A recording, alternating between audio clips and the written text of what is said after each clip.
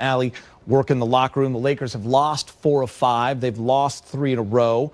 This one to the Wizards. They had a 17-point lead with 9 minutes to go in the third quarter. Had a chance to win at the end of regulation as well. They've gone overtime with Detroit, OKC, and the Wizards. So some of the bottom dwellers of the NBA.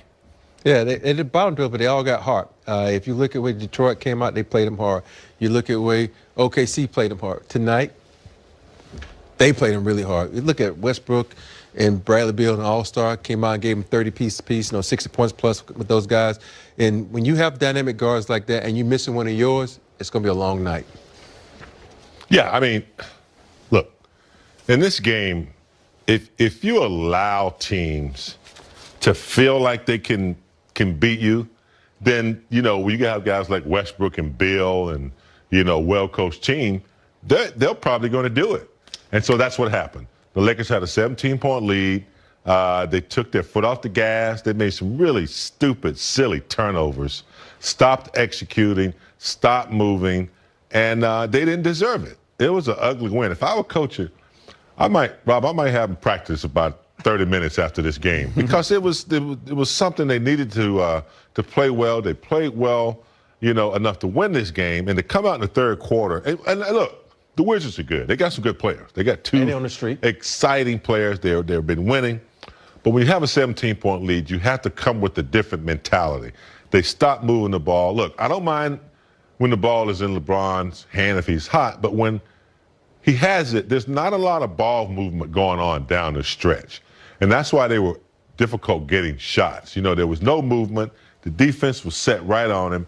And there was just, not enough to overcome the victory. So they didn't deserve it tonight. They didn't deserve it. And, Washington played well down the stretch with some other players that hit some big shots. Last sequence here, LeBron with 7 seconds, pulled up from long range, and Kuz gets the rebound, kind of chucks it up, and there's your ball game. Another thing, too, Geeta. LeBron's getting a little tired, I think. How many minutes tonight? Over 40. Yeah, see, tonight was 43, James. He's been over 40 4 times this year. They've all been in the overtime. They got to start taking a look at that, even though they need wins and they need LeBron. They got to play without him sometime and let them get back into the motion like they did in the first half. The ball was moving. They were getting some decent shots. Yeah, well, you mentioned something earlier, James. You said coaching. And we know Vogel is huge on stats. You're not looking at the stats and see where this guy has only played 23 minutes and he's giving you 26 points. Montrezl Harrell. And I think sometimes coaches get so caught up in shooting threes that you think you have to win a game by shooting threes. Montrez was killing on the inside. He was getting rebounds. He was getting points in the paint. And they had a lead. They stopped going to him, start shooting a lot of threes. Montrez is not in the game. That hustle guy, that energy guy. And you start going downhill. So he goes with Gasol a lot down the stretch in that fourth quarter in this overtime. Must be a defensive matchup. What are you seeing from Gasol defensively that you're not seeing from? Obviously the size, but I mean, because we were all thinking maybe, hey, there was a time where they were stagnant. You need a guy like Trez in there. Well, for me, watching that, you watching Lopez. You can guard Lopez. I can guard Lopez. So you can still put Montrez in the game because Montrez was going to work on it. I know Lopez probably got a couple of jumpers on him in the first quarter, but Montrez figured him out.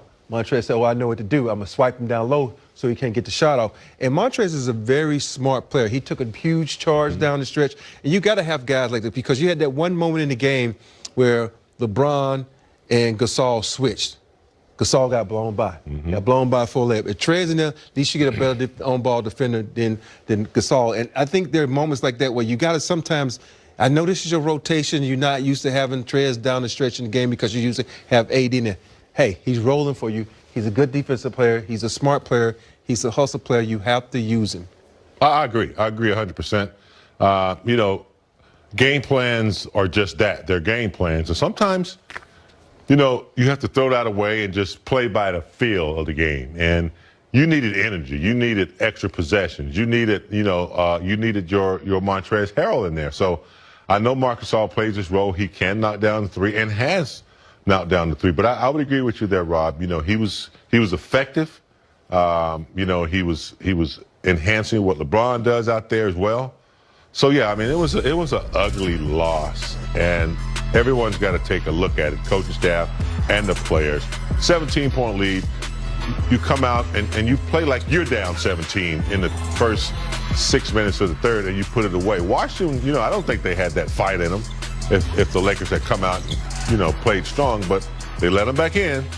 And when you let them back in, everybody gets excited. Westbrook, Bill, everybody's shooting threes then. Lopez is scoring. So they felt like they need to keep their streak going because the Lakers kind of gave them an opening. Timing is everything, and it just AD goes down, and you feel like Dennis Schroeder is really going to step up as that number 2. He has 24 points. We're talking about it. And then he goes out for the health and safety protocols, and he's really missed these last 3 games, especially in times like this where you see these long stretches for the Lakers offensively where they're not getting a bucket. They're going 7 minutes in the third quarter, 9 minutes over stretches.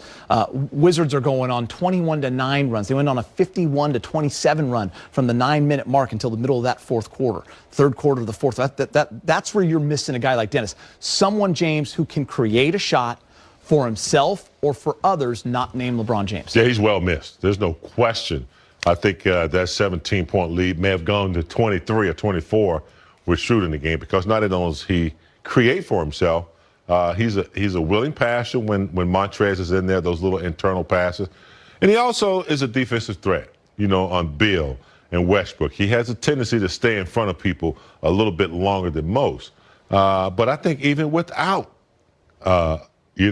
Schroeder, allow somebody else to handle. Set some picks for LeBron. Let him come off of something so it's unpredictable.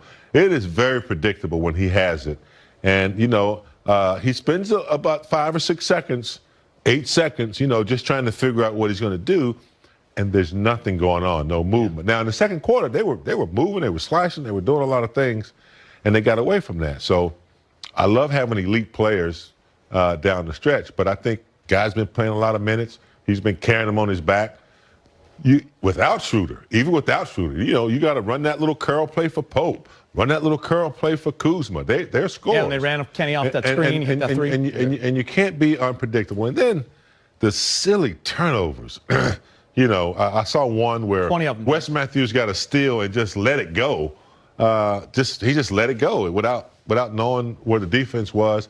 There were 3 or 4 of those where they could have, enhanced their lead or gotten back in the game. Well, they just, it was an ugly game. And I don't know whether they're tired or fatigued, but that was one that was unacceptable in the third quarter. Frank had mentioned fatigue for sure playing a factor over this last few weeks, and he cited the overtime games for a big part of it. Coming off that 7-game road trip, you go 3 overtime games in a row at home. Yeah, one was double. Yeah, when you do that, you got to realize, I know, Steve Kerr did one of the smartest things you ever say. He did. He told someone, I'm not playing him because... Steph Curry? Yeah, Steph Curry. When Steve Kerr said Steph Curry, I'm not going to play him because I value him as a player more. And I think Vogel needs to look at LeBron and say, I don't care, LeBron. You can be mad at me all you want. I value your body. I value what you bring to the team later on down the line because we don't want to lose games, but you are more important to us down the stretch. You're going to be fresh. Because we don't know what this league going to do when it comes to playing games. We don't know when the All-Star games are going to be. We don't know when the second half of the schedule come out. We don't know how many games he's going to have to play in a row. So right now, take care of the now and let other guys play.